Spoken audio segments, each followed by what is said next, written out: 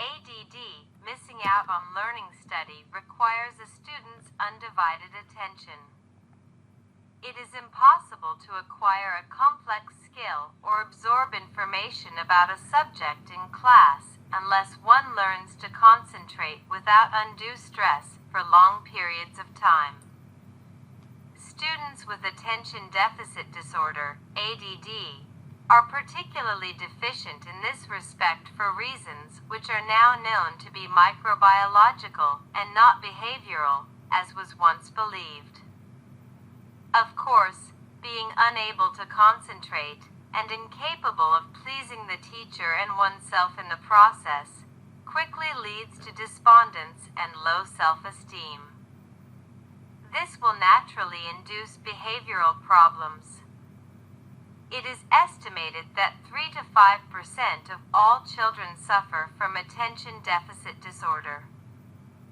There are three main types of attention deficit disorder: ADD without hyperactivity, ADD. With hyperactivity, ADHD, and undifferentiated ADD. The characteristics of a person with ADD are as follows: has difficulty paying attention, does not appear to listen, is unable to carry out given instructions, avoids or dislikes tasks which require sustained mental effort, has difficulty with organization, is easily distracted, often loses things, is forgetful in daily activities. Children with ADHD also exhibit excessive and inappropriate physical activity, such as constant fidgeting and running about the room. This boisterousness often interferes with the educational development of others. Undifferentiated ADD sufferers exhibit some, but not all, of the symptoms of each category. It is important to base remedial action on an accurate diagnosis.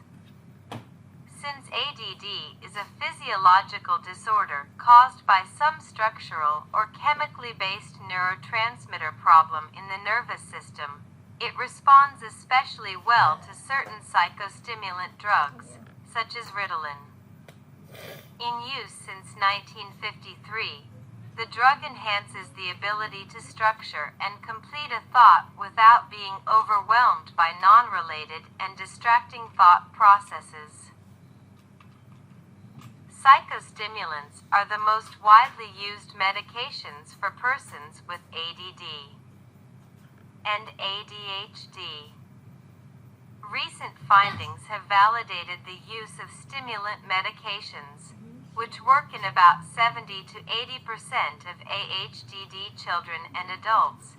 Weilens and Biederman, 1997. In fact, up to 90% of destructibility in ADD sufferers can be removed by medication. The specific dose of medicine varies for each child, but such drugs are not without side effects, which include reduction in appetite, loss of weight, and problems with falling asleep. Not all students who are inattentive in class have attention deficit disorder. Many are simply unwilling to commit themselves to the task at hand. Others might have a specific learning disability, SLD. However, those with ADD have difficulty performing in school, not usually because they have trouble learning one, but because of poor organization, inattention, compulsion, and impulsiveness. This is brought about by an incompletely understood phenomenon, in which the individual is, perhaps, best described as tuning out for short to long periods of time. The effect is analogous to the switching of channels on a television set. The difference is that an ADD sufferer is not in charge of the remote control.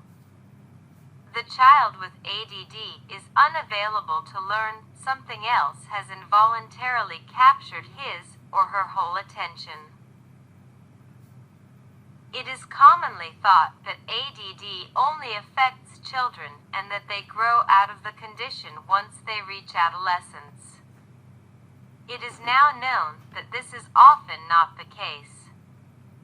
Left undiagnosed or untreated, children with all forms of ADD risk a lifetime of failure to relate effectively to others at home, school, college, and at work.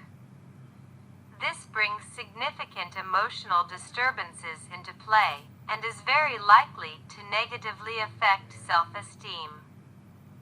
Fortunately, early identification of the problem, together with appropriate treatment, makes it possible for many victims to overcome the substantial obstacles that ADD places in the way of successful learning.